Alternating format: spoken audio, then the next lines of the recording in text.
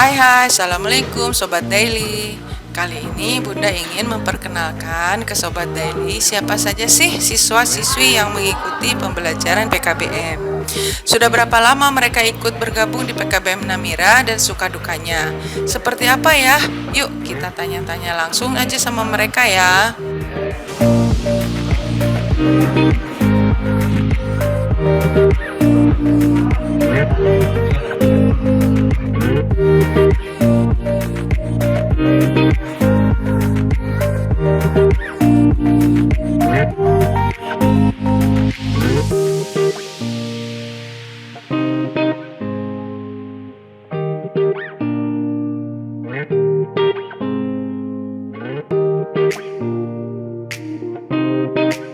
Di sini.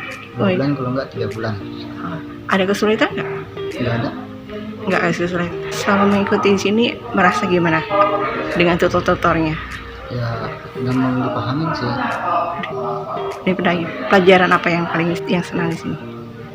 Kayaknya P, PK PK gitu ya. PKN ya. Oke. Ada harapan apa nih ke depannya selama mengikuti pelajaran di sini? Ya selalu paham pelajaran dan menghormati gurunya. Udah sekitar 3 bulan. 3 bulan. Selama mengikuti di sini happy atau gimana? Terus menurut kalian tutor-tutornya gimana? Menjelaskan pembelajarannya bisa dimengerti? Pelajaran apa aja yang diikuti di sini? BAI, bahasa Indonesia, Nah, dari pelajaran yang tadi disebutin apa nih yang kira-kira pelajaran disukai dan yang menurut kalian tuh sulit apa gitu? Kesan-kesan kalian di sini selama ikuti di sini di PKBM tuh membuat kalian jadi tadi ya nggak bisa apa jadi bisa atau gimana? Tutornya enak ya? Iya enak. Pelajaran yang diterangkannya mengerti tidak? Oh insya Allah mengerti kan? Ya. Materi pelajaran yang diterima itu pelajaran apa aja? Jargon, terus Indonesia, IPS, apa sih? Tadi Inggris kan? Ya Inggris. Oh. Apa yang kesulitan dari kalian itu apa? Kesulitan Inggris. Inggris. Iya. Oke. Harapan dari kalian semua dengan adanya PKBM mengikuti PKBM apa? Kedepannya? Oh kedepannya. Karena ini biar sukses sih Bu. Bunda juga akan bertanya dengan salah satu tutor yang mengajar di PKBM Namira. Ini aku akan menjelaskan tentang konsep tentang materi aku ingin menjadi anak. Saya mengajar di PKBM Namira sudah 2 tahun. Saya memampu tutor sebagai pendidikan agama Islam dari mulai paket A, B, dan C. Untuk pembelajaran memang semua jenjang ya Mbak, dalam artian tidak hanya usia sekolah. Nah memang ketika kita mengajak pun ya suka dukanya ya memang kalau orangnya semangat untuk belajar mereka tuh pasti datang sendiri gitu kan, dalam artian pengen menggugah untuk mengupgrade lagi keilmuan dia untuk gitu kan.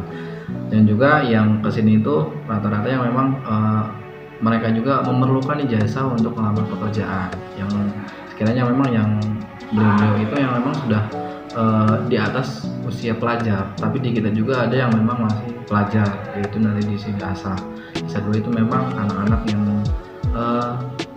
pengen sekolah tapi ya mungkin dengan jarak yang jauh, yang akhirnya ada beberapa yang ikut ke PKBM. Harapannya ya sangat besar sekali. Saya berharap ya dengan adanya PKBM ini mungkin warga-warga yang terbelakang, bukan dalam arti terbelakang itu mereka itu ya pengetahuannya masih kurang, mungkin dengan adanya PKBM ini bisa memfasilitasi beliau-beliau yang sudah lanjut usia mau belajar gitu kan, karena memang masih ada di kalangan kita sendiri orang-orang tua yang memang perlu adanya bimbingan, yang mungkin ada yang belum bisa baca gitu kan, belum berhitung, mungkin dalam ya masih minim lah gitu kan pengetahuan itu kita akan lagi. Dan juga anak-anak yang mungkin putus sekolah, dia masih usia pelajar, terkadang karena tuntutan ekonomi yang akhirnya mereka milih juga di PKBM, karena PKBM itu sekolahnya termasuknya fleksibel, beda halnya dengan sekolah-sekolah formal yang harus masuk setiap hari. Saya sebagai tutor mata pelajaran PKN di PKBM Namira.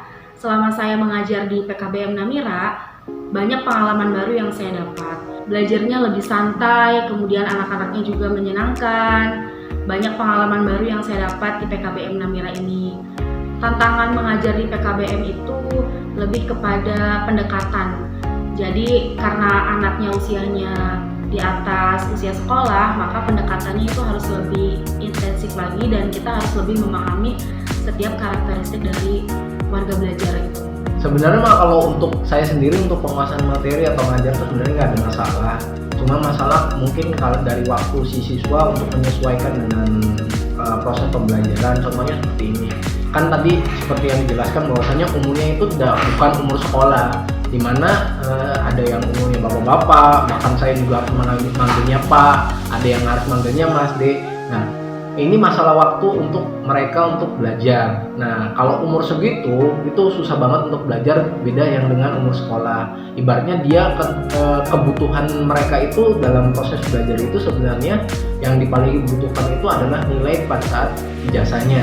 Tapi kalau misalkan untuk hal pembelajarannya, mereka ada yang benar-benar butuh karena pengen ilmunya, dan ada yang memang kebutuhannya tuh bukan untuk hal seperti itu.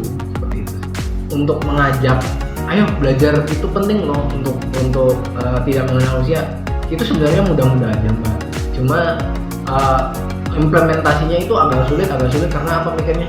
Mereka mikirnya untuk orang-orang yang ukurannya menurut mereka dewasa tapi belum tentu dia dewasa ya, ibaratnya dari kapasitas umurnya mungkin lebih tinggi dibandingin tutor-tutor yang lain atau apa.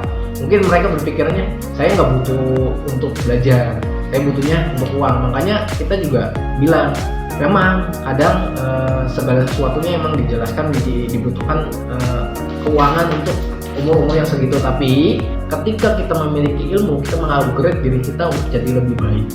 Nah, Sobat Daily, tadi Bunda sudah tanya-tanya sama tutor dan murid-murid di PKBM Namira.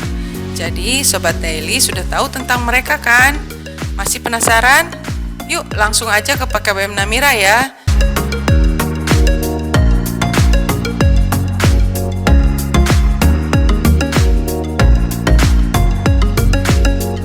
Pendidikan itu tidak mengenal usia, karena pendidikan itu kita bisa belajar di mana saja, kapan saja, bagaimana saja keadaannya. Pendidikan itu penting, jadi harus dikejar dan juga harus sekolah dimanapun, bagaimanapun kondisi orang tua kita, bagaimanapun kondisi kita harus tetap sekolah. Ketika Anda berilmu, Anda tidak mudah dibodohi, itu intinya orang yang berilmu dan orang yang mau belajar. See you, salam cinta dari Bunda buat Sobat Daily semua.